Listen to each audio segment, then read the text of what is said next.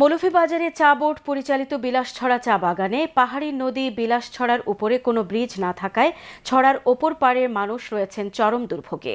একটি বটগাছের দুটি ঝুলন্ত ডালে বাঁশ বেঁধে তৈরি করা হয়েছে একটি সাঁকো।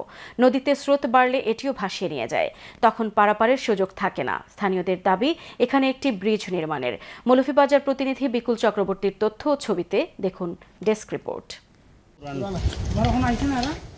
সরকারের সংশ্লিষ্ট বিভাগ, চা বোর্ড বা জনপ্রতিনিধি কেউই মৌলভীবাজারের শ্রীমঙ্গল বিলাসছড়া চা বাগানের গাংপারবাসীর দুঃখ না বুঝলেও তাদের এই দুঃখে এগিয়ে এসেছে একটি বটগাছ। এভাবেই বটগাছ উপর থেকে নিচের দিকে দুটি ডাল দিয়ে ডানা মেলে থাকায় তাতে বাঁশ বেঁধে এলাকাবাসী তৈরি করেছেন একটি বাঁশের সাঁকো। প্রচুর বৃষ্টি হলে বাঁশের ব্রিজ ডুবে যায়, বাচ্চা কাচ্চা স্কুল বন্ধ হয়ে যায়। পুল পার হয়ে আমরা যাইতে হয় স্কুলে, পুল ভেঙে গেলে আমরা স্কুলে যেতে পারি, স্কুল বন্ধ হয়ে যায়। পরীক্ষা এলেও পরীক্ষা দিতে পারি না। আমার তো অসুস্থ, আমি পারিতে পারি না, আমার ধৈর্য পার করে আর ধৈর্য আনে নেয়। আমরা নিজেরাই বানাইছি একটা বাঁশের পুল, এটা দিয়ে মানুষ আমরা আসা যাওয়া করি রিক্সের উপর। এখন সময় কোন ঘটনা ঘটে যায়। গাছের পুলটা দিয়া যাওয়া যায় না, ভাঙ্গা পড়া যায় পানি গুল্লা হইলে। একটা বিল যদি বানায়া দেওয়া হয় তাহলে আমরা জন্য খুব ভালো হয়। গাঙ্গা নদে দাঁড়াই আমরা ভালো গাছে দাঁড়াইছি, আমার ফুলটা তাড়াতাড়ি হয়। এখন এই সাঁকোটিই তাদের একমাত্র ভরসা।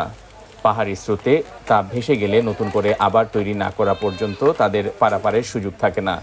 সেদিন বাজার ঘরে না থাকলে বন্ধ থাকে চুলা, আর মসজিদটি অপর পারে থাকায় সেদিন আদায় করতে পারেন না অনেকে নামাজও। এই বটগাছটাই মনে করেন আমরা দুঃখ বুঝছে।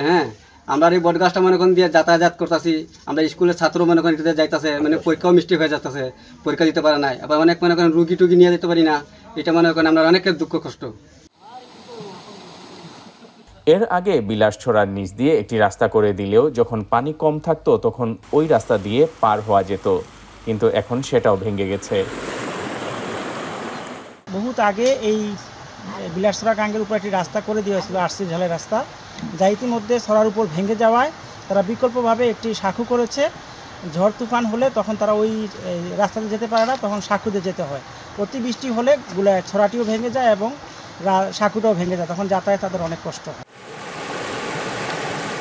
স্থানীয় এলাকাবাসী মানববন্ধন করে এই জায়গায় একটি ব্রিজ নির্মাণের দাবি জানান সরকারের কাছে। Moinuddin Manju, channel S news desk.